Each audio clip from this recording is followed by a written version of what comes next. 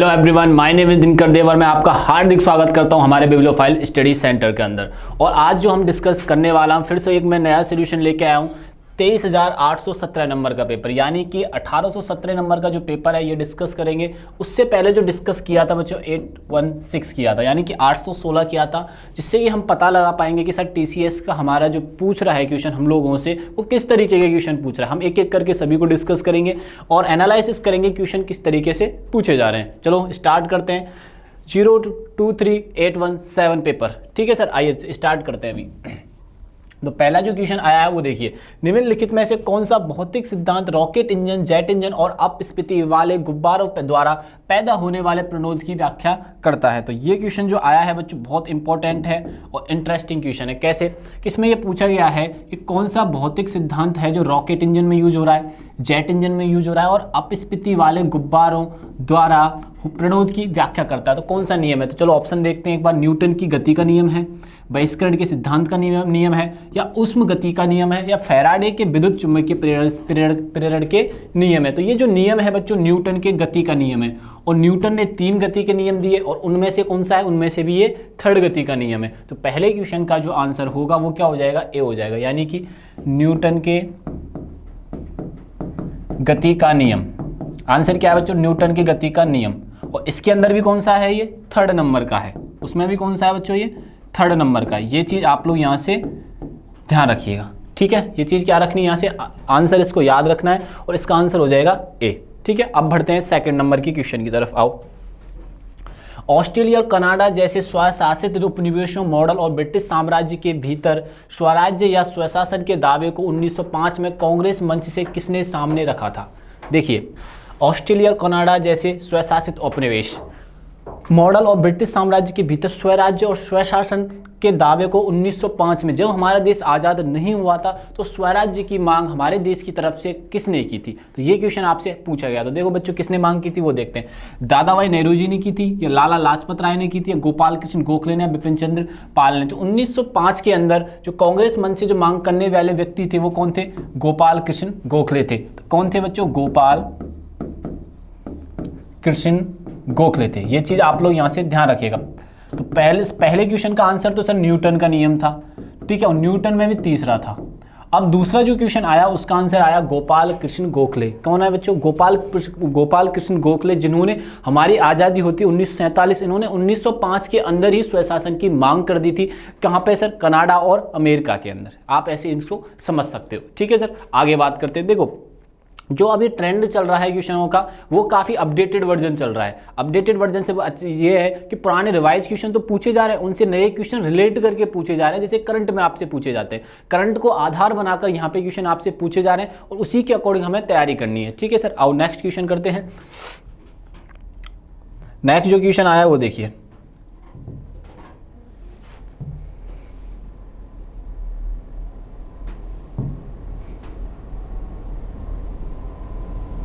आगे देखिए क्वेश्चन देख लेते हैं अपन।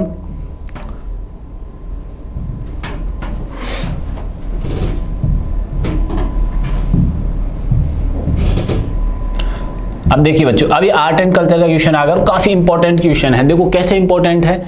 निम्नलिखित में से कौन सी नृत्य शैली बिहू नृत्य से प्रभावित है? अब ये क्वेश्चन आपने पढ़ा ही नहीं होगा, ऐसे क्वेश्चन आपने पढ़े नहीं, आपने पढ़ा होगा कि कौन सा नृत्य किस राज्य से संबंधित है। अब यहाँ से इन्फ्लुएंस पूछ लिया कि सर इन्फ्लुएंस कैसे होता है, वो ध्यान रखना बच्चों। ऐसे जब क्लासिकल डांस और लोग जो फोक डांस होते हैं उनका जो कंपैरिजन पूछा जाता है, उनमें जो संबंध पूछा जाता है, उनके अंदर इन्फ्लुएंस जो पूछा जाता है, वो इस तरीके से क्वेश्चन पूछा जाता है। कैसे, मैं समझाता हूँ इस क्वेश्चन को। पहले क्वेश्चन को समझना तब अपना आंसर पुट करना। देखिए कैसे, इनमें से निम्नलिखित में से कौन सा नृत्य शैली बिहू नृत्य से प्रभावित है? अब आप देखोगे सर बिहू नृत्य। अब बिहू नृत्य तो सर हमने देखा था असम में आता है। कहाँ पे आता है सर? असम के अंदर आता है। ये बात तो सर क्लियर है। लेकिन बिहू से इंस्पायर और कोई क्लासिकल डांस, तो सीधा सीधा आप इससे ये समझिए कि बिहू के अंदर होता है असम, और असम के अंदर कौन सा क्लासिकल डांस होता है? बस इससे आप अंदाजा लगा पाएंगे कि इंस्पायर कौन सा होता है। कौन सा होता है बताओ जल्दी से। तो इसका जो आंसर है बच्चों सत्रिया है। क्या हो जाएगा? सत्रिया नृत्य हो जाएगा, क्योंकि दोनों कहाँ पे हो रहे हैं? असम से। और ये दूसरे एक दूसरे से क्या होते हैं बच्चों? इंस्पायर होते हैं। ये चीज़ आपको ध्यान रखना। मतलब कि अगर आपकी फैमिली में कोई बड़ा भाई अच्छी पोस्ट पे या गवर्नमेंट जॉब लगा हुआ है तो छोटे उससे क्या करते हैं? इंस्पायर होने की कोशिश करते हैं। घर में अगर कोई बड़े पद पे विद्वान है गवर्नमेंट जॉब के लिए अंदर या किसी भी चीज़ के अंदर, तो हम लोग क्या करते हैं हमारे इंडियन फैमिलीज़ के अंदर उससे इंस्पायर होते हैं। ठीक, कहीं पर भी आप चल जाइए, कोई अगर सफल व्यक्ति है तो उससे लोग इंस्पायर होते हैं। उसी टाइप से असम के अंदर अगर फोक डांस की बात करें तो फोक डांस की जब बात करते हैं तो बिहू आ जाता है, लेकिन अगर अपन क्लासिकल डांस की बात करते हैं तो सत्रिय आता है। तो दोनों क्या है बच्चों? इन्फ्लुएंस है, यानी क्या है? ये क्या है? इंस्पायर है एक दूसरे से। ये चीज आप लोग यहाँ से ध्यान रखना। अब आपसे पूछे सर कथक, कथक में हमेशा बच्चे कंफ्यूज होते हैं, सर यूपी को करें या नॉर्थ इंडिया को करें। मतलब आपसे क्वेश्चन पूछा जाएगा कि कथक जो नृत्य है वो किस राज्य से संबंधित है। देखो आओ, आपसे क्वेश्चन कैसे पूछा जा सकता है यहाँ से बच्चों, वो देखिए। कथक जो नृत्य है, ध्यान रखना, कथक जो नृत्य है वो किस राज्य से संबंधित है। आपसे ऐसे क्वेश्चन पूछे जाएंगे, कथक नृत्य जो है किस राज्य से संबंधित है, किस राज्य से संबंधित है। तो बच्चों किस राज्य से है? तो देखो पहले अगर राज्य की बात करूं तो मैं उत्तर प्रदेश से है। किससे है? उत्तर प्रदेश से। लेकिन आप कई जगह पर ऐसे पढ़ोगे उत्तर भारत, यानी कि नॉर्थ इंडिया। क्या पढ़ोगे बच्चों? North India. ये चीज़ आप लोग कंफ्यूज मत होना और ध्यान रखना। और दोनों ऑप्शन में बहुत कम आते नहीं है, बहुत कम क्या बिल्कुल भी नहीं आते, उत्तर भारत और उत्तर प्रदेश। ठीक है सर, आगे आओ। कुचिपुड़ी किससे संबंधित है सर? कुचिपुड़ी जो संबंधित है बच्चों आंध्र प्रदेश से संबंधित है। किससे संबंधित है ये? आंध्र प्रदेश से। अगला मणिपुरी, तो मणिपुरी तो आपको नाम से ही क्लियर हो गया, तो सर ये मणिपुर से संबंधित है। किससे संबंधित है बच्चों? तो ये संबंधित है बच्चों मणिपुर से। ये चीज आप लोग यहाँ से ध्यान में रखना, क्योंकि जब अभी क्या है क्वेश्चंस का जो एसएससी पूछ रहा है, ठीक है, रेलवे जो पूछ रहा है आर्ट एंड कल्चर से बहुत बड़ी मात्रा में डांस एंड म्यूजिक से क्वेश्चन आ रहे हैं। जैसे घराना कौन सा व्यक्ति, किससे, इंस्ट्रूमेंट से रिलेटेड पूछे जा रहे हैं, म्यूजिक से रिलेटेड पूछे जा रहे हैं। तो हमें हर चीज के लिए रेडी रहना पड़ेगा। अगर नहीं रहेंगे तो भाई सब मार्क्स कटेंगे तो सिलेक्शन नहीं होगा। सिलेक्शन नहीं होगा तो आपको इसका जो नुकसान लाइफ के अंदर उठाना पड़ेगा। ठीक है सर, आओ नेक्स्ट चलते हैं।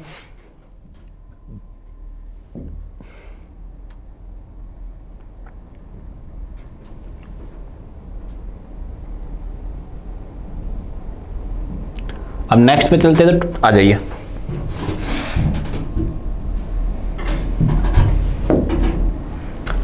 लेड क्रोमेट जो विषैला है और कैंसरकारी है होता है, पाउडर की मिलावट के लिए प्रयोग किया जाता है। तो किस पाउडर की मिलावट के लिए उपयोग किया जाता है? यानी कि विषैला कैंसरकारी बीज है। ठीक है, लेड क्रोमेट। अब लेड क्रोमेट सर, लेड जो मतलब निकालते हैं हम शीशे से मतलब निकालते हैं, तो आप इसको ऐसे भी समझना बच्चों, किससे मतलब निकालेंगे? शीशे से। ठीक है, तो किसका यूज किया जाता है ये यहाँ पे पूछा है, किस पाउडर की मिलावट की जाती है? किसकी की जाती है? हल्दी की मिलावट की जाती है। ये चीज़ ध्यान रखना। हल्दी हम लोग हमारी फैमिली के अंदर होता है, जब कोई चोट लग जाती है तो हमारी जो मम्मी होती है वो दूध में मिला के हमें पिलाती है। तो इसका मतलब ये है कि ये क्या है? कीटाणुनाशी भी है। कैसा है बच्चों? कीटाणुनाशी है। ये चीज आप लोग यहाँ से ध्यान रखना। और इस क्वेश्चन का आंसर क्या हो जाएगा? सी हो जाएगा, यानी कि हल्दी। ठीक है, आगे बढ़ते हैं, नेक्स्ट देखिए।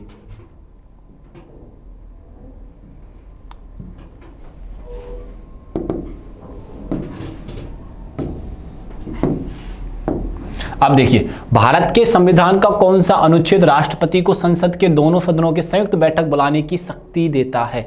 अभी इस पे क्वेश्चन बच्चों स्टार लगा लेना, क्योंकि आर्टिकल से ज्यादातर जो क्वेश्चंस आते हैं अपने एसएससी के अंदर वो आते हैं राष्ट्रपति से रिलेटेड, प्रधानमंत्री से रिलेटेड, और डायरेक्ट ये पूछा जाता है कि ये चीज किस आर्टिकल से रिलेटेड है। अगर अपन जो पॉलिटी जब पढ़ते हैं तो आर्टिकल पे ज्यादा फोकस करना, कि जिससे कि पता लगे कि क्वेश्चन किससे आ रहा है और किससे पूछा, रिलेट करके ये पूछा जा रहा है। तो इस क्वेश्चन का बहुत ही आसान चीज से पूछा गया है। क्या पूछा गया? बहुत ही आसान लैंग्वेज में ये पूछा गया और बहुत ढंग से पूछा गया। ठीक है, आओ, संविधान कौन से अनुच्छेद है जो राष्ट्रपति के संसद के दोनों सदनों के संयुक्त बैठक बुलाने की शक्ति प्रदान करता है? तो वो कौन सा आर्टिकल है बच्चों? 108 नंबर का आर्टिकल है। कौन सा आर्टिकल है? 108। अब क्वेश्चन यहां से क्या पूछ सकता है आपसे यहां से क्वेश्चन क्या पूछेगा बच्चों? देखो,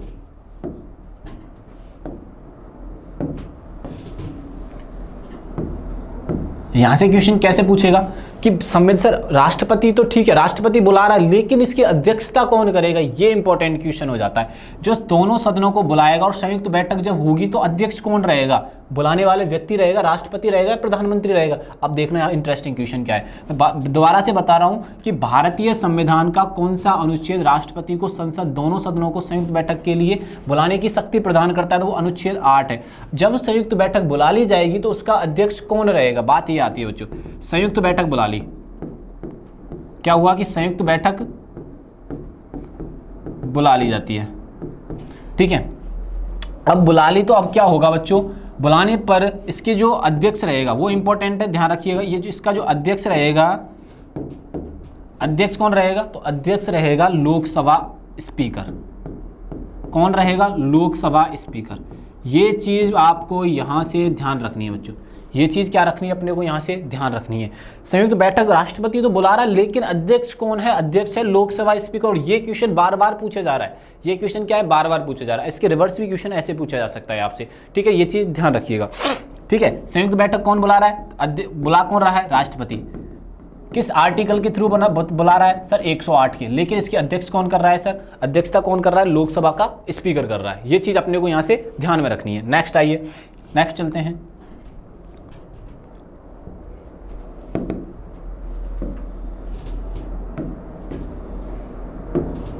अब देखिए भाई नेक्स्ट क्वेश्चन, वैश्वीकरण के संदर्भ में निम्न में से कौन सा कथन सही है। पहली बात तो ये समझ में आना चाहिए सर, ग्लोबलाइजेशन जो होता है, जो वैश्वीकरण जो होता है क्या है, ठीक है। देखो अगर आप इस चीज़ का मतलब समझते हैं, देखो समझते हैं तो आंसर देने में कोई दिक्कत नहीं आएगी। मैं बार बार हर एक सेशन के अंदर ये चीज़ बोल रहा हूँ, हर एक क्लास के अंदर बोल रहा हूँ कि इकोनॉमिक का अगर आप कॉमन सेंस बेस सॉल्व करेंगे तो वो जल्दी सॉल्व हो जाएगी। अगर उन वर्डिंग पे आप जाते हो तो वो ज़्यादा आसान हो जाती है, क्योंकि क्वेश्चन ऐसे पूछे जा रहे हैं, कंसेप्ट से क्वेश्चन कम पूछे जा रहे हैं इकोनॉमिक्स के अंदर, ठीक है। देखो आओ बात करते हैं, मैं आपको बता रहा हूँ बहुत इंपॉर्टेंट चीज़ें बता रहा हूँ बच्चों, देखो इसको मिस मत करना और इसे कंप्लीट देखना। देखो कैसे मैंने बात की इकोनॉमिक्स, मैं बोल रहा हूँ इकोनॉमिक्स के अंदर जो क्वेश्चन आपसे पूछे जा रहे हैं ना, वो टोटल के टोटल बच्चों कॉमन सेंस बेस पूछे जा रहे हैं। कैसे पूछे जा रहे हैं, कॉमन सेंस बेस पूछे जा रहे हैं। सर कैसे, एक बार बताइए दोबारा से। देखो मैं बताता हूँ आपको कॉमन सेंस बेस कैसे पूछे जा रहे हैं। देखो मैंने कहा ग्लोबलाइजेशन यानी कि वैश्वीकरण, वैश्वीकरण का मतलब समझ में आ गया तो आप आसान हो जाएगा। पिछले वाले जो क्वेश्चन आए थे जैसे बार्टर से लेकर आया था, ठीक है, ऐसे जो क्वेश्चन पूछे जा रहे हैं आप किसी भी एग्जाम को ले लीजिए, सीजीएल के प्री को ले लीजिए, मेंस को ले लीजिए, सीएचएसएल ले लीजिए, स्टेनोग्राफर ले लीजिए, कुछ भी XYZ ले लीजिए, जो क्वेश्चन इकोनॉमिक्स के आ रहे हैं वो कॉन्सेप्ट बेस नहीं आ रहे, वो सीधे कॉमन सेंस बेस आ रहे हैं, ठीक है। मैं बोल रहा हूँ कॉमन सेंस, बेटा कॉन्सेप्ट से क्वेश्चन कम आ रहे हैं, आ तो रहे हैं लेकिन कम आ रहे हैं, कॉमन सेंस से ज़्यादा आ रहे हैं। देखो कैसे, आप बोलोगे सर वैश्वीकरण यानी ग्लोबलाइजेशन, ठीक है, कैसे सर, अब समझते हैं इसको। हमें पता है कि ग्लोबलाइजेशन क्या होता है, वैश्वीकरण का मतलब है कि पूरे विश्व में कोई चीज़ फैलनी चाहिए। जैसे MNC होती है, मल्टीनेशनल कंपनी होती है, वो एक से दो अधिक देशों में जाती है, उसी टाइप से वैश्वीकरण का जो मतलब है, इसका मतलब है कि जो चीज़ हमारे देश से बाहर है, मतलब पूरे विश्व में फैली हुई है।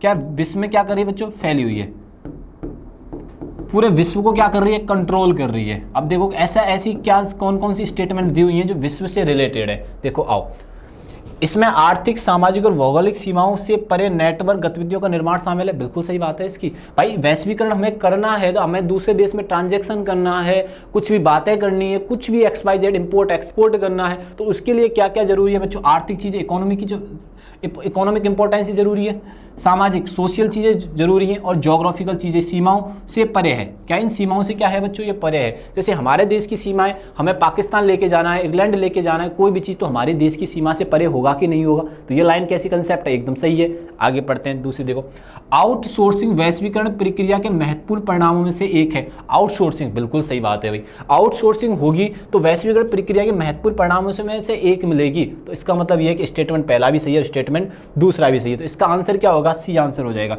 स्टेटमेंट पहला भी सही है और स्टेटमेंट दूसरा भी सही है। तो इससे अपन क्या सीख रहे हैं बच्चों, इससे हम लोग ये सीख रहे हैं कि सर अपन अगर इकोनॉमिक को कॉमन सेंस बेस रख के पढ़ते हैं तो हमें रिजल्ट अच्छे आते हैं, ठीक है। अगर आपको पता है ग्लोबलाइजेशन जो है या वैश्वीकरण जो है वो हमारे देश, एक देश की बात नहीं करेगा बल्कि पूरे विश्व की बात करेगा। पूरे विश्व में किस तरीके से बिजनेस चल रहा है, लोग काम कर रहे हैं। जैसे हम लोग आज भारत में बैठे हुए, भारत के जयपुर शहर में बैठे हुए, हमें ये जानने की क्यूरियोसिटी रहती है कि अमेरिका के अंदर क्या चल रहा है, और वो किन माध्यमों से जानेंगे, वही वैश्वीकरण है, ये इतनी सी बात ध्यान रख लो बस। हम इंपोर्ट एक्सपोर्ट के किस तरीके से कर रहे हैं वो सारी चीज़ें ध्यान रखनी है। पूरे जिसमें वर्ल्ड समाहित हो जाएगा बच्चों, पूरा विश्व समाहित हो जाएगा, वही क्या हो जाएगा, वैश्वीकरण हो जाएगा। ठीक है, अपने देश से बाहर निकलते वो वैश्वीकरण में शामिल हो जाएगा, वो ग्लोबलाइजेशन हो जाएगा। बोलते हैं ना वासुदेव कुटुंबकम, संपूर्ण पृथ्वी हमारा परिवार है, और संपूर्ण पृथ्वी को हमारा परिवार बनाने के लिए ग्लोबलाइजेशन, वैश्वीकरण होना जरूरी है। ठीक है सर, आओ आगे बढ़ते हैं, नेक्स्ट क्वेश्चन देखते हैं। अब नेक्स्ट क्वेश्चन जो आया है वो काफ़ी इंपॉर्टेंट है, देखो कैसे सर बताएं, देखते हैं, आ जाओ भाई। अब जो हिस्ट्री से क्वेश्चन आया है ना, देखो बहुत इंपॉर्टेंट क्वेश्चन और बहुत इंपॉर्टेंट बातें मैं बताने वाला हूँ इससे रिलेटेड। देखिए सर कैसे, आओ। सालवाई की संधि के परिणाम स्वरूप निम्नलिखित में से कौन सा युद्ध समाप्त हुआ था, मतलब अंत हुआ था सालवाई की संधि। सालवाई की संधि, जो सालवाई की जो ट्रीटी है, बार बार आपके एग्जाम में आ रही है और हमें ये ढंग से पढ़नी है। ठीक है, आओ क्या हुआ था, कैसे ये युद्ध होता है, कौन विजेता होता है, कौन सा युद्ध होता है, वो देखते हैं। सालवाई की संधि के परिणाम स्वरूप जो युद्ध अंत होता है या खत्म होता है, कौन सा होता है, पानीपत का युद्ध नहीं है, बक्सर का नहीं है, प्रथम मराठा युद्ध है भाई, यानी फर्स्ट जो मराठा एंग्लो वॉर होता है वही होता है, सालवाई संधि से अंत में होता है। ठीक है, ये गलत आंसर। तो आंसर क्या निकल के आया सर हमारा, प्रथम मराठा युद्ध। अब प्रथम मराठा युद्ध की क्या क्या इंपॉर्टेंट चीजें वो देखिए। प्रथम मराठा युद्ध, प्रथम मराठा जो युद्ध होता है बच्चों ध्यान रखना, सूरत की संधि के साथ प्रारंभ होता है। किस, आपसे ये क्वेश्चन ऐसे भी तो पूछ सकता है सर किस संधि से ये प्रारंभ होता है, तो हमें बताना है कि सर ये सूरत की संधि से प्रारंभ होता है। तो आपने क्या बताया, सूरत की संधि से तो ये प्रारंभ होता है, सूरत संधि से प्रारंभ होता है। मैं सारे फैक्ट टू फैक्ट बताता जा रहा हूं, यही क्वेश्चन आ रहे हैं आपके एग्जाम में, नए क्वेश्चन नहीं बन रहे हैं। आपसे ये भी पूछ सकता है प्रथम मराठा युद्ध जो प्रारंभ हुआ किस संधि से हुआ, तो आपको बताना है सर सूरत संधि से हुआ था। किस संधि से हुआ था बच्चों, सूरत से संधि से हुआ था, ये बता दो। ठीक है, अब पूछे सर अंत किस संधि से हुआ था, अंत किस संधि से हुआ था, तो आपको ये चीज भी तो बतानी है सर, किस अंत आपको बताना है सर, सालवाई संधि से हुआ था। किस संधि से, सालवाई ट्रीटी से, सालवाई ट्रीटी से। ये चीज आप लोग यहां से ध्यान रखना। इसमें विजय किसकी हुई थी, इसमें मराठाओं की विजय होती है, विक्ट्री मराठाओं की होती है, और हार किसकी हो जाती है सर, अंग्रेजों की हो जाती है। ये चीज़ यहाँ से ध्यान रखना।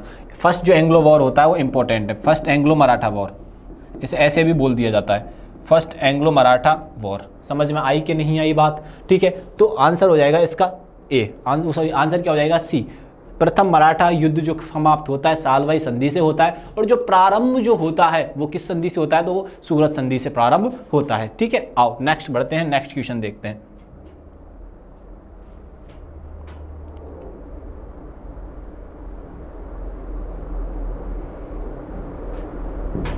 आइए भाई,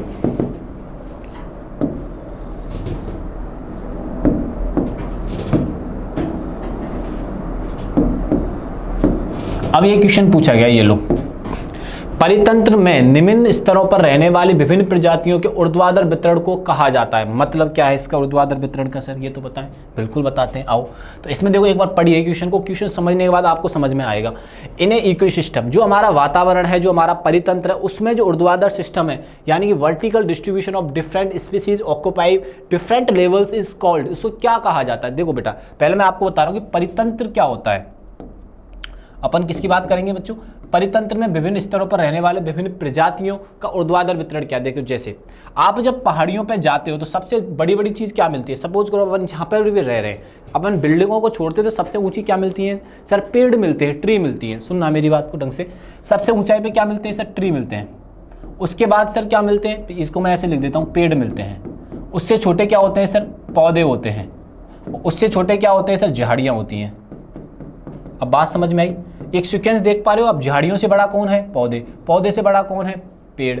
तो अभी जो पूरा सीक्वेंस है ना, इसी को बोला जाता है परितंत्र में ऊर्ध्वाधर वितरण। अब इसको क्या बोला जाता है सर, स्तर विन्यास बोला जाता है, यानी कि स्ट्रेटिफिकेशन बोला जाता है। इसी को बोला जाता है, ये क्रम वाइज चल रहा है, सबसे बड़ा, उससे छोटा, फिर उससे छोटा। अब इनको बोला क्या जाता है, ये पूछा गया है। तो ये बोला गया तो क्या है, स्तर विन्यास है। ये क्या है बच्चों, स्तर विन्यास इसको बोला जाता है, यानी स्ट्रेटिफिकेशन इसको बोला जाता है। ये चीज़ यहाँ से ध्यान रखना, आंसर हो जाएगा इसका बी। अब आपको समझ में आओगा परितंत्र में ऊर्ध्वाधर जो वितरण होता है वो कैसे होता है। ठीक है सर, कोई बड़ी चीज़, उसके बाद स्टेप बाय स्टेप चलती जाती है। नेक्स्ट देखिए,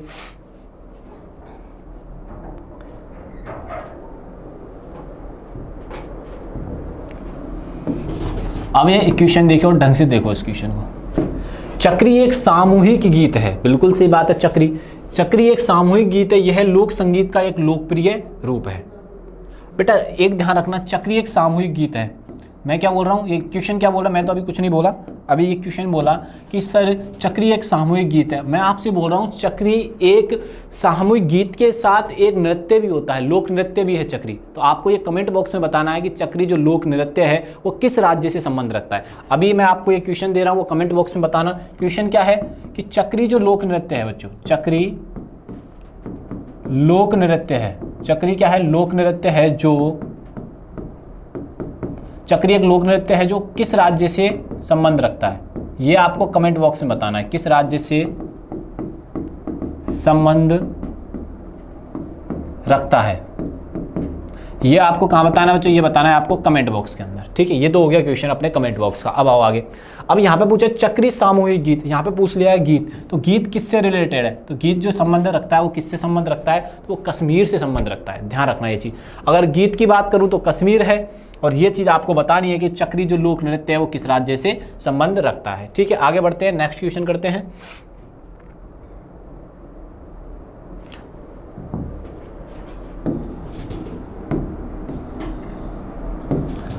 अब देखो भाई, क्रिकेट के फैनों के लिए, जो क्रिकेट के फैन है उनके लिए क्वेश्चन है। क्या क्वेश्चन है, तो आज से ना क्रिकेट देखना ज़्यादा मत स्टार्ट कर देना, सर क्रिकेट से क्वेश्चन आ रहे हैं, इतने भी नहीं आ रहे। ठीक है, वो पढ़ाई भी लिमिटेड रखनी है, सर आईपीएल चल रहा है हम तो मैच देखेंगे। अरे भाई मैच देखो, लेकिन एग्जाम भी आ रहे हैं, उसको भी अपने माइंड में रखिए, एग्जाम की भी हमें तैयारी करनी है। स्कोर देख लो, बात खत्म, थोड़ा बहुत रूल्स पढ़ लो, ठीक है। 3-3, 4-4, 5-5 घंटे आईपीएल देखने में व्यतीत मत करना, नहीं तो भाई करियर खत्म हो जाएगा। क्योंकि सर पढ़ाई के लिए कब पढ़ोगे, शाम 3 बजे से 11-12 बजे तक मैच चल रहा है, इतना पढ़ लेना, वो ज़्यादा बेटर है। ठीक है, आईपीएल देखने की जगह। आओ, टेस्ट मैचों में न्यूनतम ओवर दर क्या होती है, मतलब कहने का ये है एक टेस्ट मैच के अंदर, एक डे के अंदर टेस्ट मैच कितने दिन चलता है सर, पहले इसका आंसर देते हैं फिर बाकी बात करेंगे। आओ, टेस्ट मैचों में न्यूनतम ओवर क्या होता है बच्चों, न्यूनतम ओवर ये पूछा गया है कि एक दिन में नहीं, एक आवर के अंदर कितने ओवर फेंके जाते हैं। अगर ये पूछता है कि टेस्ट मैच में एक दिन में कितने ओवर फेंके जाते हैं, अगर क्वेश्चन ऐसे पूछता है कि एक टेस्ट मैच के दौरान पूरे टेस्ट 5 दिनों के अंदर कितने ओवर फेंके जाते हैं, तो ये अलग अलग क्वेश्चन होते हैं। अब कैसे सर मैं बताता हूँ। अब टेस्ट मैच कितने दिन चलता है, पहला क्वेश्चन तो यही आता है। क्रिकेट में जो टेस्ट मैच चल रहा है बच्चों, क्रिकेट के अंदर बात करें टेस्ट मैच, क्रिकेट में जो टेस्ट मैच होता है कितने दिनों तक चलता है, ये क्वेश्चन आपसे पूछा जा सकता है, कितने दिनों तक चलता है। तो आप बोलोगे सर 5 डे चलता है। कितने डे चलता है, 5 डे। और सबसे लंबा चलने वाला गेम भी है ये। ठीक है, आपसे पूछे कि विश्व का सबसे लंबा गेम चलने वाला जो 5 दिनों तक चलता है वो कौन सा है, क्रिकेट है। अब दूसरी चीज, एक दिन में कितने ओवर फेंके जाते हैं, एक दिन में कितने ओवर फेंके जाते हैं। एक दिन की बात की है, देखो बच्चों मैं यहाँ क्लियर मेंशन कर रहा हूँ, एक दिन की बात कर रहा हूँ मैं। एक दिन में कितने ओवर होते हैं, तो सर 90 ओवर्स होते हैं। कितने ओवर होते हैं, 90 होते हैं। अब बात को समझिएगा, अगर मैं पूरे मैच की पूछता तो सर एक टेस्ट क्रिकेट मैच के दौरान कितने ओवर फेंके जाते हैं, तो आप कैसे करोगे, 90 × 5 450 ओवर्स, यानी 450 ओवर्स फेंके जाते हैं। अब ये जो ये क्वेश्चन पूछा गया है ना, तो 1 आवर के अंदर पूछा गया है कि ये बताया गया कि 1 आवर के अंदर कितने ओवर फेंकने चाहिए। तो 1 आवर के अंदर कितने ओवर फेंकने चाहिए भाई, 1 आवर के अंदर कितने ओवर फेंकने चाहिए, तो ये आंसर हो जाएगा 15 ओवर फेंकने चाहिए। 1 घंटे में आईसीसी ने ये बता रखा है कि 1 घंटे में मिनिमम या मैक्सिमम आपको 1 घंटे में ओवर कितने फेंकने हैं, 15 ओवर तो फेंकने ही फेंकने हैं। मिनिमम कितने फेंकने, मिनिमम 15 ओवर है। अगर आप ज़्यादा फेंक सकते हैं तो अच्छी बात है, लेकिन 15 तो आपकी क्राइटेरिया है कि ये ओवर फेंकने हैं 1 आवर के अंदर, टेस्ट क्रिकेट के अंदर। तो इस क्वेश्चन का आंसर क्या हो जाएगा सर, 15 ओवर्स पर आवर अपने को फेंकने हैं। कितने ओवर्स में फेंकने हैं बच्चों, 15 ओवर 1 आवर के अंदर हमें फेंकने। तो इस क्वेश्चन का जो आंसर हो जाएगा बच्चों, इस क्वेश्चन का जो आंसर हो जाएगा वो ये हो जाएगा 15 ओवर्स इन आवर, मतलब कि 1 घंटे के अंदर हमारे 15 ओवर फेंकने ही फेंकने। आपसे पूछे कितने दिनों तक चलता है गेम, 5 डेज तक चलता है एक क्रिकेट टेस्ट मैच। एक दिन में कितने ओवर फेंके जाते हैं, 90 ओवर्स फेंके जाते हैं। ठीक है, और आगे देखिए, एक टेस्ट क्रिकेट में टोटल ओवर्स पूछे जा सकते हैं 450 होते हैं, और एक ओवर में कितने ओवर्स फेंके जाते हैं, तो 15 ओवर फेंके जाते हैं। अब आपसे ये भी तो पूछ सकता है सर अभी अभी टेस्ट चैंपियनशिप हुई है वो किसने जीती है, तो टेस्ट चैंपियनशिप किसने जीती है भाई बताओ। तो टेस्ट चैंपियनशिप जो जीती है वो जीती है, चलो एक नेक्स्ट स्लाइड पे ले लेता हूं मैं, टेस्ट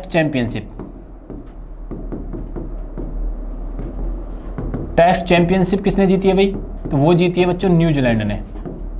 किसने जीती है बच्चों, वो जीती है न्यूजीलैंड ने। ये चीज़ आप लोग यहाँ से ध्यान रखना। और रनर अप कौन रहा था, तो रनर अप जो रहा था हमारा देश भारत रहा था। जो रनर अप रहा था उपविजेता वो कौन रहा था, इंडिया। वो कौन रहा था भाई, इंडिया रहा था। ये चीज़ आप लोग यहाँ से ध्यान रखना। और ये जो मैच हुआ था कहाँ पे हुआ था, पहली बात तो विनर याद रखना, रनर अप याद रखना, ठीक है। मैं लिख भी देता हूँ, ये कौन है, विनर है, ठीक है। अब दोनों बात क्या रखनी है, विनर हो गया न्यूजीलैंड, रनर अप हो गया इंडिया। अब मैं क्या बोल रहा हूँ यहाँ से कि सर ये मैच हुआ कहाँ था, तो ये हुआ था बच्चों इंग्लैंड के अंदर। इंग्लैंड ने इसको होस्ट किया था। ये चीज़ आप लोग यहाँ से ध्यान रखना। और अब जो करंटली जो टेस्ट चैंपियंस है वो इंडिया और ऑस्ट्रेलिया के बीच होगी, जब विजेता होगा तो आपको बता दिया जाएगा, ठीक है। आगे आ जाइए, नेक्स्ट क्वेश्चन करते हैं।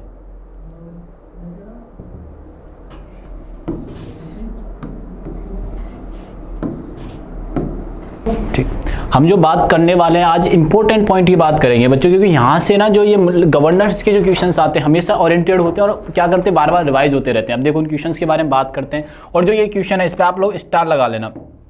कैसे सर, स्टार कैसे, क्योंकि सर ये बार बार आपसे पूछा जा रहा है। देखिए, गवर्नर जनरल लॉर्ड डलहौजी ने ब्रिटिश साम्राज्य के विस्तार से संबंधित निम्नलिखित में से कौन सी नीति प्रस्तुत की। देखो डलहौजी के टाइम पे भारत वैसे ही परेशान था बच्चों ब्रिटिश आक्रमणों से, ब्रिटिश के गुलाम बनने से, ब्रिटिश की नीतियों से, और एक और नीति उन पर थोप दी जाती है। मतलब कहने का ये है कि हमारे जो देश के देशवासी थे, जो लोग थे, पहले से इतने कानूनों में जकड़े हुए थे कि वो पहले से बहुत ज़्यादा परेशान थे। कर लगाने, बहुत टाइप के राजाओं पर अत्याचार करना, उनकी सब्सिडी वाले जो सहायक संधियां थी वो सारी की सारी एक साथ वो ले आए थे। लेकिन उनके बाद जो नया कानून बन के आया वो क्या था, जो लॉर्ड डलहौजी लेके आए थे, और वो सिद्धांत क्या था, आप देख सुनना है इसके बारे में। गवर्नर जनरल लॉर्ड डलहौजी ने ब्रिटिश साम्राज्य के विस्तार के लिए कौन सी नीति पेश की, तो इन्होंने जो नीति पेश की थी वो थी व्यापक सिद्धांत। अब सर ये व्यापक सिद्धांत जो था वो क्या था बेटा, देखो जिसको हम लोग क्या बोलते हैं वो देखिए आप लोग एक बार, व्यापक सिद्धांत। इसे डॉक्ट्राइन लैप्स भी बोल देते हैं और इसे हड़प नीति भी बोल देते हैं। क्या बोल देते हैं हम लोग, हड़प नीति भी बोल दिया जाता है और डॉक्ट्राइन लैप्स भी बोल दिया जाता है, डॉक्ट्राइन ऑफ लैप्स। अब बेटा समझना ये कानून क्या था।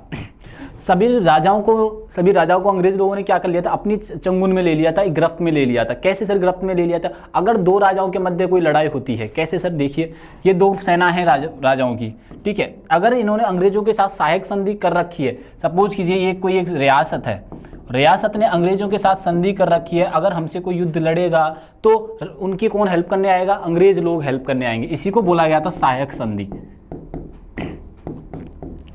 सहायक संधि इसको बोला गया था, ठीक है। अंग्रेज जिससे सहायक संधि कर रखी है सिर्फ उसी की ही हेल्प करेंगे। तो ऐसे ऐसे क्या था, लोगों की जो राजा थे उनकी जो गवर्नमेंट थी, मतलब जो रियासत थी, उनमें जो सेना थी वो धीरे धीरे क्या हो रही थी बच्चों, खत्म होती जा रही थी। तो खत्म हो रही थी तो वो ठीक बात थी, लेकिन डलहौजी ने क्या कहा कि जिन राजाओं के पुत्र नहीं हैं, ठीक है, जिन राजाओं के पुत्र नहीं है उनकी भी संपत्ति ब्रिटिश साम्राज्य के अंदर मिला ली जाएगी।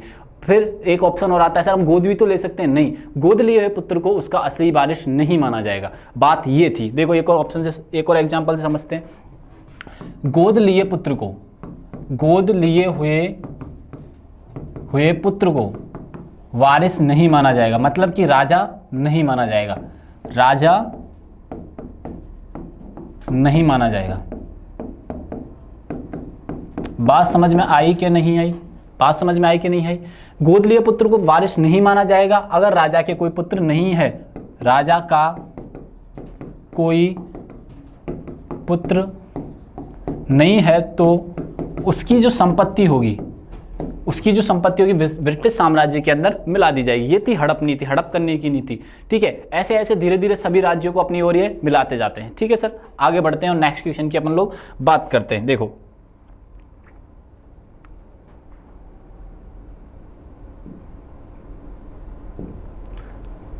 अब जो नेक्स्ट क्वेश्चन आया वो काफी इंपॉर्टेंट क्वेश्चन है, देखिए भाई।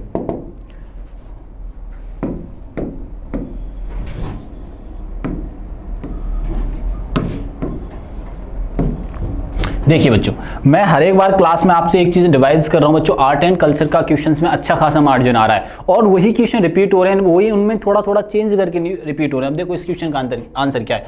एक पारंपरिक आदिवासी नृत्य है जो मुख्य रूप से झारखंड की महिलाओं द्वारा खेती के मौसम में किया जाता है।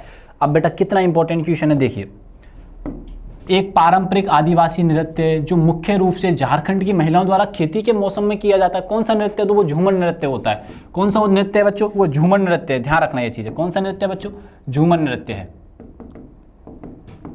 और सर एक नृत्य भी तो होता है घूमर नाम का। जी, झूमर अलग होता है बच्चों और घूमर अलग होता है। ध्यान रखना, ये बहुत इंपॉर्टेंट बात है जिसमें सबसे ज्यादा बच्चे कंफ्यूज होते हैं और गलत अपन आंसर टिक करके आ जाते हैं। झूमर जो है वो कहाँ पे है बच्चों? झारखंड के अंदर है। अगर मैं आपसे बात करता हूँ घूमर कहाँ पे है सर, तो घूमर बच्चों ये जो डांस है वो है राजस्थान के अंदर।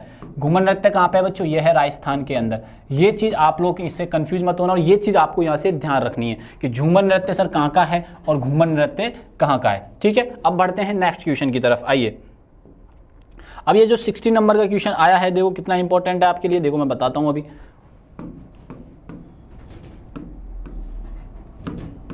अब देखिए भाई,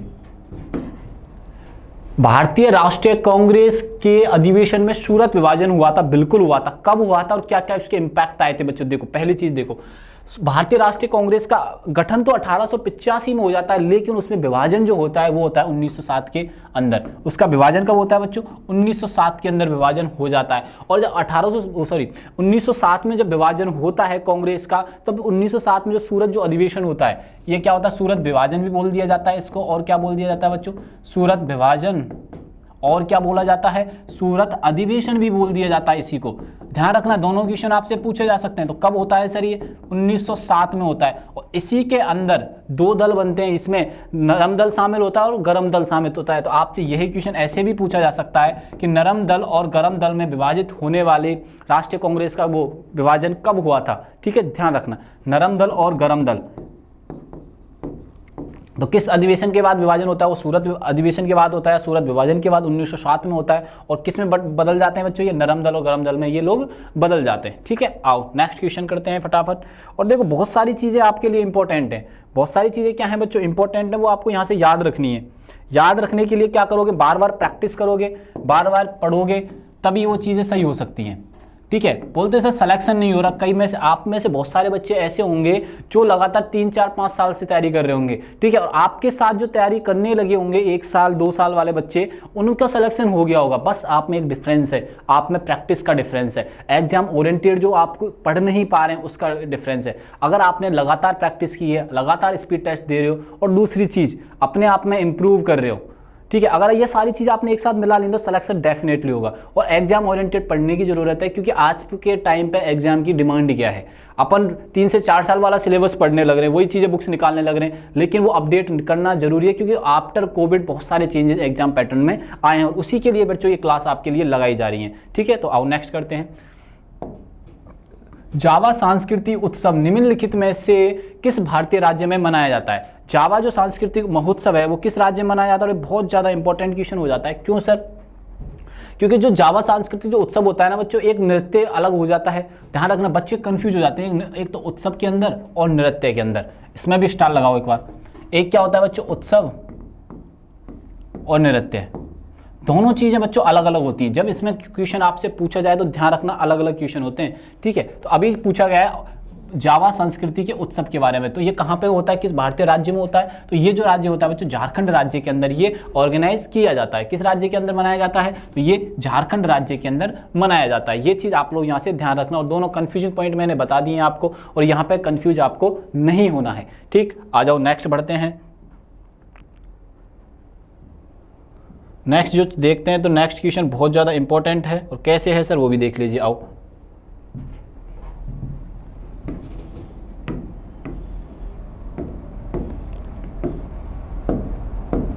देखिए भाई, कौन सी झिल्ली बद्ध कोशिका अंगक जिसमें एक झिल्लियों से घिरी एक छोटी थैली जैसी संरचना होती है, कोशिका के पाचन तंत्र के रूप में कार्य करती है, जो कोशिका के बाहर से ले ली गई सामग्री को कोशिका के अपरिचलित घटकों को निम्नीकृत करने और पचाने की अनुमति देती है। तो बच्चे कौन सी होती है? देखो, पायरोक्सिन होती है। कौन सी होती है? पायरोक्सिन होती है, या ग्लाइऑक्सीसोम होती है, या पोलिसोम होती है, या लाइसोसोम होती है। तो इसका जो आंसर हो जाएगा वो हो जाएगा बच्चों लाइसोसोम होती है। कौन सी होती है? लाइसोसोम होती है। ये चीज़ आप लोग यहाँ से ध्यान में रखना, ये चीज़ क्या रखनी है अपने को यहाँ से ध्यान में रखनी है, ठीक है। तो इसका जो आंसर हो जाएगा वो क्या हो जाएगा बच्चों? डी हो जाएगा, ठीक है। क्योंकि ऐसे क्वेश्चन आपसे पूछे जा रहे हैं और बहुत ज़्यादा इंपॉर्टेंट है, तो आपको यहाँ से ध्यान रखना क्या आंसर हो जाएगा इसका? लाइसोसोम। तो अपना को टिक कौन सा करना है बच्चों? डी कर देना है। कौन सा कर देना है? डी कर देना। अब पढ़ते हैं नेक्स्ट क्वेश्चन की तरफ। अब आओ नेक्स्ट क्वेश्चन जो करते हैं हम लोग,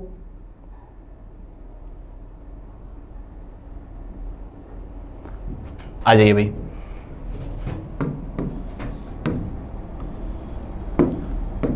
देखो ये बहुत इंपॉर्टेंट चीज़ आ गई है आपके लिए। कैसे सर इंपॉर्टेंट है वो देखो। इसका मैं ये बोल रहा हूँ, आप इकोनॉमिक्स से रिलेटेड क्वेश्चंस को हर एक सेशन के अंदर बोल रहा हूँ, आप कॉमन सेंस से यूज करके क्वेश्चन सॉल्व कर सकते हो। कॉमन सेंस का यूज करके क्या कर सकते हो? क्वेश्चन को सॉल्व कर सकते हो, अगर आप कॉमन सेंस का बच्चों यूज कर पा रहे हो अपने, ठीक है। तो आओ कैसे सर? आईटी सेवाओं के संदर्भ में बीसीपी का पूर्ण रूप क्या है, ठीक है। बोला सर आईटी से रिलेटेड क्वेश्चन आ गया, आईटी सेवाओं के संदर्भ में बीसीपी का मतलब क्या है? देखो एक बार ऑप्शन पढ़ो फिर समझ में आएगा। देखिए आइए, व्यापार निरंतर योजना यानी कि बिजनेस कंटिन्यूटी प्लान, व्यापार पुष्टिकरण प्रोटोकॉल, या व्यापार निरंतरता प्रोटोकॉल, या व्यापार पुष्टिकरण योजना। इसका जो आंसर होगा वो क्या होगा? व्यापार निरंतरता योजना, ठीक है, यानी कि बिजनेस कंटिन्यूटी प्लान। सर ये मतलब क्या है ये बताएं? बिजनेस कंटिन्यूटी प्लान, ठीक है। जब भी हम कोई बिजनेस प्रारंभ करते हैं, ठीक है, जब भी हम कोई बिजनेस प्रारंभ करते हैं तो उसका लंबा एक विजन लेके तैयार करते हैं। ऐसा नहीं है सर हमें 2 महीने चलाना है या 3 महीने चलाना है। जो एमएनसी जो होती हैं, जो बड़े पैमाने पर जो कंपनियां या जो लोग काम करते हैं, वो विजन क्या बच्चों? 5 से 10 और 15 साल का लेके चलते हैं। मतलब कि जो व्यापार हम प्रारंभ कर रहे हैं उसमें जो प्लान लेके चलेंगे वो कैसा होगा? व्यापार निरंतरता योजना। व्यापार एक कंटिन्यूटी चलना चाहिए। अगर उसमें किसी भी चीज़ की कमी आती है तो उससे कमी को दूर कैसे किया जाएगा? अगर कहीं देश के अंदर इमरजेंसी लग गई तो उससे कैसे डील किया जाएगा? जैसे कि हमारे देश के अंदर कोरोना पैंडेमिक से गुजरा तो सभी अपने जो इंडस्ट्री थी, जो व्यापार थे, उनमें इस चीज़ के लिए पहले से तैयार नहीं थे, लेकिन तैयार होने की योजना बना रखी थी। सर ये कुछ भी हो सकता है, हम कोई भी जो आकस्मिक घटनाएं होती हैं उसके लिए हमें पहले ही तैयार रहना पड़ता है। तो इसको जब तैयार रहने के लिए किसके लिए वो क्या जरूरी होता है बच्चों? तो वो जरूरी होता है बिजनेस कंटिन्यूटी प्लान, कि हमें अपना व्यवसाय किसी भी कीमत पर नहीं रोकना है, इसके लिए हम पहले से तैयार हैं। तो ये जो तैयारी होती है बिजनेस के लिए इंपॉर्टेंट हो जाती है, और यही क्या होती है? बीसीपी का पूर्ण रूप होती है। और बीसीपी प्लान इसी को बोला जाता है कि बिजनेस हमें लंबे समय तक चलाना और कंटिन्यूटी में ही चलाना है बच्चों, ठीक है। आओ नेक्स्ट देखते हैं।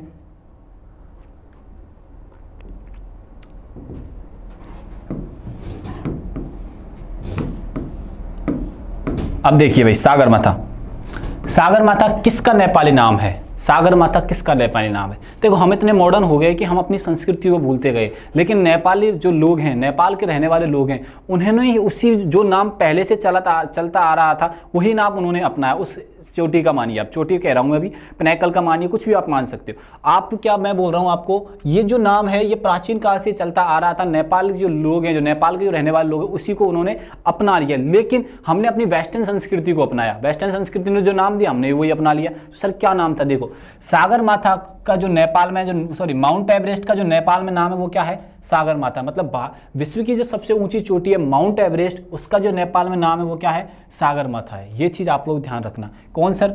Mount Everest. किसकी बात कर रहे हैं बच्चों हम लोग? माउंट एवरेस्ट की बात कर रहे हैं। माउंट एवरेस्ट को नेपाल में बोला जाता है सागरमाथा।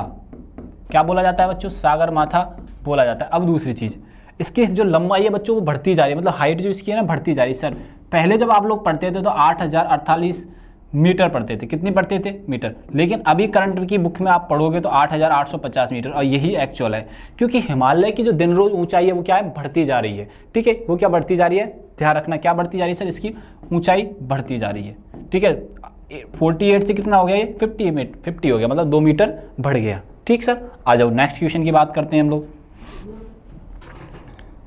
अब नेक्स्ट क्वेश्चन आता है तो उसके लिए तैयार भी होते हैं। देखो कितना इंपॉर्टेंट क्वेश्चन आया है आपके लिए।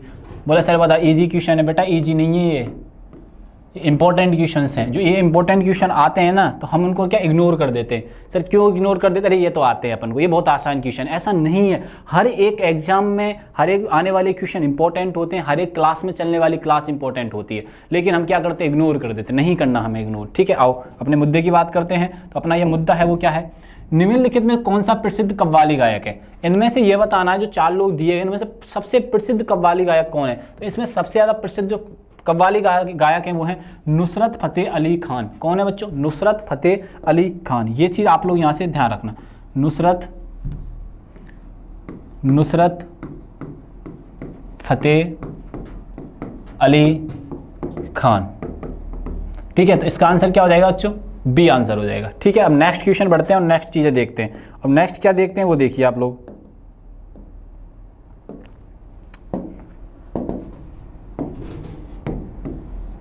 अब देखिए बच्चों, ठीक है, फिर से एक नया क्वेश्चन आया और बहुत ज़्यादा इंपॉर्टेंट न्यू क्वेश्चन आया। देखो कैसे सर न्यू क्वेश्चन है, और देखिए आप लोग, आपको बताते हैं कौन सा त्यौहार तिब्बती नववर्ष की शुरुआत का प्रतीक है?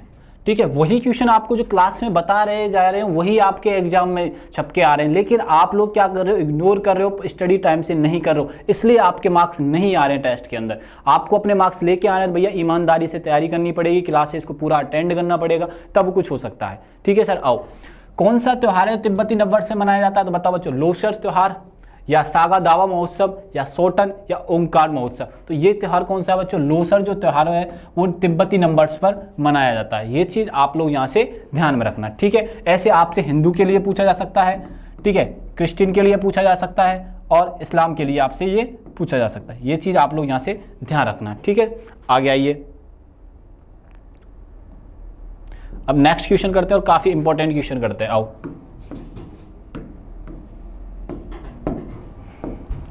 निम्नलिखित में से किस मंदिर में हर साल अम्बुवासी मेला मनाया जाता है? किस मंदिर के अंदर अम्बुवासी मेला मनाया जाता है? तो जल्दी से बताओ किस में मनाया जाता है? तो ये मनाया जो जाता है बच्चों वो कामाख्या में मनाया जाता है। किस मंदिर में मनाया जाता है? कामाख्या, जो गुवाहाटी असम के अंदर है। कहाँ पे है कामाख्या मंदिर? तो ये चीज़ आप लोग यहाँ से ध्यान रखना, कामाख्या जो मंदिर है वो गुवाहाटी असम के अंदर है। ठीक है, क्वेश्चन कुछ भी आ सकता है, कहीं से भी आ सकता है, गुवाहाटी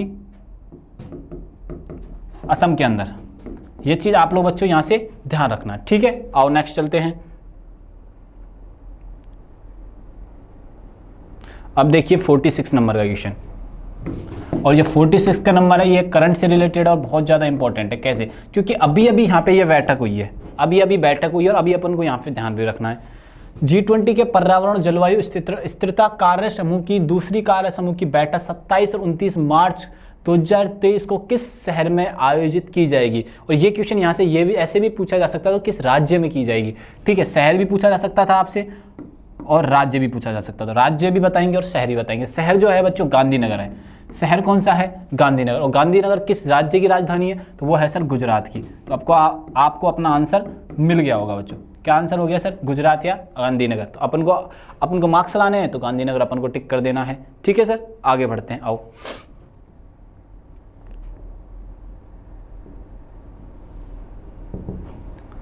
अब 47 नंबर का देखिए, उत्तराखंड सरकार राज्य के किस शहर में एक खेल विश्वविद्यालय स्थापित किया? खेल का विश्वविद्यालय स्थापित किया, कहां पे स्थापित किया गया है? तो ये बच्चों किया गया उत्तराखंड के हल्द्वानी। ठीक है, कहां पे किया गया? हल्द्वानी शहर के अंदर। ये चीज आप लोग यहां से ध्यान रखना, हल्द्वानी शहर में ये क्या किया गया? स्थापित किया गया। अब बढ़ते हैं नेक्स्ट, आइए नेक्स्ट देखते हैं।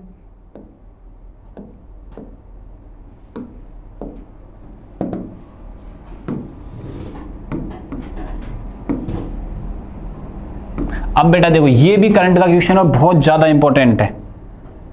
देखिए कैसे है वो देखते हैं। विश्व बैंक ने राज्य में स्वच्छ पेयजल के लिए 363 मिलियन अमेरिकी डॉलर के ऋण को मंजूरी दी है। तो वो किस राज्य के लिए दी है?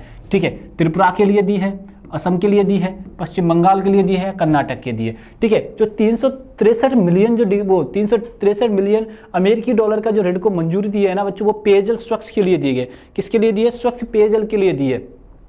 क्योंकि स्वच्छ पेयजल की हमारे भारत के अंदर कमी आती जा रही है। जैसे हम राजस्थान में रहते हैं, राजस्थान की बात करते हैं, तो राजस्थान में फ्लोराइड की मात्रा बहुत बढ़ती जा रही है। ठीक है, उसके पीछे बहुत सारे साइंटिफिक रीजन होते हैं, लेकिन हम लोग पानी को वेस्ट भी बहा देते हैं।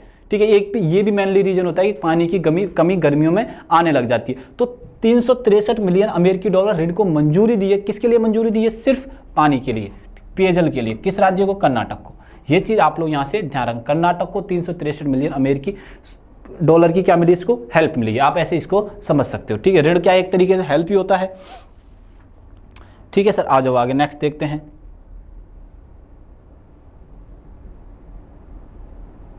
हाँ भाई, अब 49 नंबर का क्वेश्चन है और इसको देखना भाई अब इसके बारे में, क्योंकि ये इंटरनेशनल से रिलेटेड है। सर इंटरनेशनल से रिलेटेड है तो इंटरनेशनल का अफेयर्स भी आते हैं, ऐसा थोड़ी ना इंडियन अफेयर्स ही आएंगे। करंट अफेयर में सारी चीज़ें आ जाती हैं। तो अपनी ऋण चुकौती सुविधा को मजबूत करने के लिए किस भुगतान सेवा ने भारत बिल पे के साथ सहयोग किया है? भारत बिल पे के साथ किसने सहयोग किया? तो अभी अभी किया है, अमेजोन पे ने किया है। किसने किया है बच्चों? अमेजोन पे ने किया है। ये चीज़ आप लोग यहाँ से ध्यान रखना। अमेजोन पे जो है कहाँ का है सर? ये अमेरिका का है। कहाँ का है बच्चों? ये अमेरिका की एक कंपनी है, ठीक है, अमेजोन। तो उसी का ये एक सब्सिडरी कंपनी है अमेजोन पे, ठीक है। और इसके जो CEO मान सकते हो या संस्थापक मान सकते हो। संस्थापक कौन है बच्चों?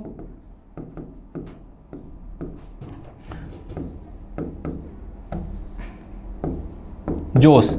ये चीज़ आप लोग यहाँ से ध्यान रखना, ठीक है। ये चीज़ क्या रखनी है अपने को यहाँ से ध्यान रखनी है, ठीक है। और आपको एक 2-3 CEO याद रखनी है। ट्विटर के CEO एलोन मस्क या पराग अग्रवाल। तो अभी के लिए पराग अग्रवाल है, ध्यान रख लेना ये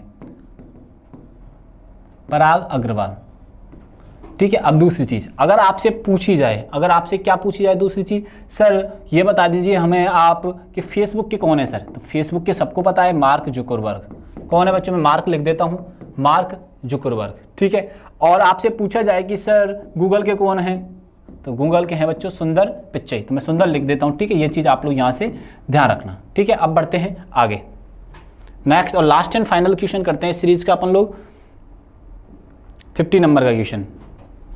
अब जो ये लास्ट एंड फाइनल क्वेश्चन है बहुत ज़्यादा इंपॉर्टेंट है। देखो आओ कैसे है सर, वो भी बात करते हैं, आ जाइए। हाल ही में गणित के लिए एबेल पुरस्कार किसे प्रदान किया गया? गणित के लिए एबेल पुरस्कार, तो ये जो पुरस्कार दिया गया बच्चों वो दिया गया लुइस कैफरेली को। किसे दिया गया? लुइस कैफरेली को दिया गया है। ये चीज़ आप लोग ध्यान रखिएगा, लुइस कैफरेली को ये पुरस्कार दिया गया है, ठीक है। तो इस क्वेश्चन का आंसर क्या हो जाएगा? ए हो जाएगा। हमने अभी तक 25 क्वेश्चन सॉल्व किया। अब 25 क्वेश्चन सॉल्व किया तो वहाँ से भी बहुत सारे नए क्वेश्चन सीखने को मिले और हमें ये पता लगता है कि ट्रेंड क्या चल रहा है क्वेश्चंस का, और हमने एग्जाम में क्या एक्यूरेसी के साथ काम किया और कितने मार्क्स हमारे आए। अब हमें काम किस पे करना है? गलत क्वेश्चनों पे काम करना है। सर गलत जो क्वेश्चन हुए हैं वो किस टॉपिक से हुए हैं? तब अपन इस चीज़ को एनालिसिस करेंगे ना बच्चों, तो स्पीड टेस्ट देने का हमें जो प्रॉब्लम्स जो आ रही हैं सक्सेस मिलेगी, हमें तभी मिल सकती है। हम प्रॉब्लमों पे वर्क करेंगे तो हमें सक्सेस ऑटोमेटिकली मिलने लग जाएगी, ठीक है। तो अब यहाँ से ध्यान रखना, फिर मैं आपके लिए फिर से रेडी रहूँगा नए सोल्यूशन के साथ। तो आप जब तक चैनल को लाइक कीजिए, शेयर कीजिए। हमारे स्टडी जो बिब्लोफाइल स्टडी सेंटर है, आप उसे बच्चों चैनल को सब्सक्राइब कर दीजिए, ठीक है। अब नेक्स्ट सेशन मिलते हैं, थैंक यू।